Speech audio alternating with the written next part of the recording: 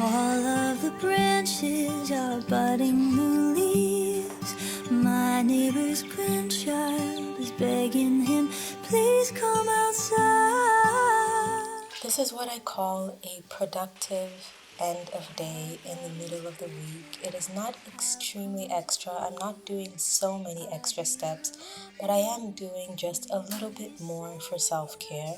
This is a week where I'm on a break from the gym. I'm not doing too much work, and I'm a firm believer that rest is productive. I always used to see productivity as working hard, doing as much as I can, cleaning the house, eating specific kind of meals, but sometimes just having a great rest, but being productive by doing self-care, like tending to yourself and making sure that you're shaved and your skin is smooth and shiny. That makes a massive difference, and caring for the skin on my body and on my face is something that I truly like to do at the end of every single day. I prefer to double cleanse every day, regardless of if I'm wearing makeup or not. And I always like to start with an oil cleanser and then I follow up with a foam cleanser. If I'm taking a bath, I like to do this in the shower, but I do rinse my face with clean water from the tap, not the same bath water, because it has the residues in the soap and the oils that we were using. Once I'm done with my bath, I like to go in with this lotion or moisturizer. I don't always go over with a body oil, but on days when I just want to pamper myself and add a little bit more moisture and soft and suppleness to my skin, I like to go ahead and go over with a body oil, especially a day or two after shaving, because this is the time when I'm most prone to getting any ingrown hairs or any roughness on my legs. So, really doubling up on the moisture makes a massive difference.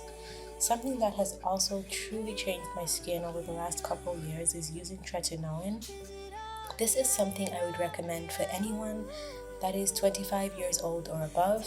If you're under 25, I would only suggest retinol or tretinoin if it's been prescribed by your dermatologist, or if you're starting to notice any early wrinkles or fine lines. It's very affordable if you get the medical grade one. Depending on where you live, you might need a prescription. Luckily, I don't, and I use the zero point zero 0.05 strength. I started at 0.025 and I moved up to this one. There is a full 1% version as well, but I don't think I need that right now.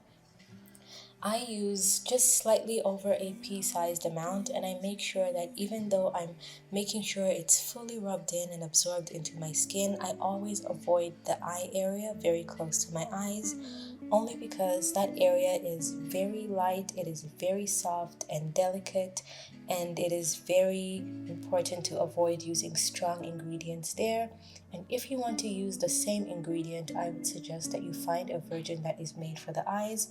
So today I'm using the Beauty of Joseon eye cream, and it actually has retinol in it as well, but it is formulated to be safe for the under eyes.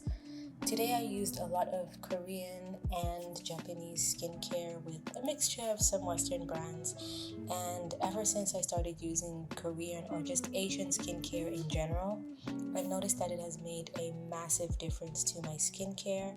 And something that I've discovered is you only need 3 or 4 skincare steps to be effective. But if you're like me and you appreciate the beauty in skincare products and you just love the experience of using it, I use as many products as I like that I know will benefit my skin and not in turn cause any issues. Here I was just showing you this new moisturizer I was opening. I've used one before from Estee Lauder. It is ridiculously expensive and very luxury, but it was a gift for me from the brand a few months ago. I just finished using the one I had, and I just love the experience of opening new packaging. I don't know if it's just me, but the packaging of a product actually makes a massive difference when it comes to whether I want to use it or purchase it or not. I think that a great self care experience is also using things that are aesthetically pleasing to the eye. It doesn't have to be pleasing to other people as long as it's pleasing to you and it makes you feel good and it makes you look good. For example, if fancy skincare packaging is not for you, there's no need for you to spend extra money on fancy packaging if you don't care. Just get the most basic thing you can find, but make sure that you do put extra care into the things that you genuinely do love. Even though I'm at home, I like to smell good, so I like to end my shower with a nice perfume spritz. And then I just decided to brush my hair before I moved on for my tea. Now, if you can notice, it's still pretty bright because I find that if I want to have a very effective evening routine, I tend to start around 3 or 4 p.m. And this gives me the best results because I can do an extensive skincare routine. I can have a shower that is as long or short as I want. And I don't get the urge to just rush through my entire routine simply because I feel like time is running out and I still want to sleep early. I like to be slow and take my time, and if I've got anything else to do after doing my nighttime routine, which is my bathing and my skincare, I can always go back and do that.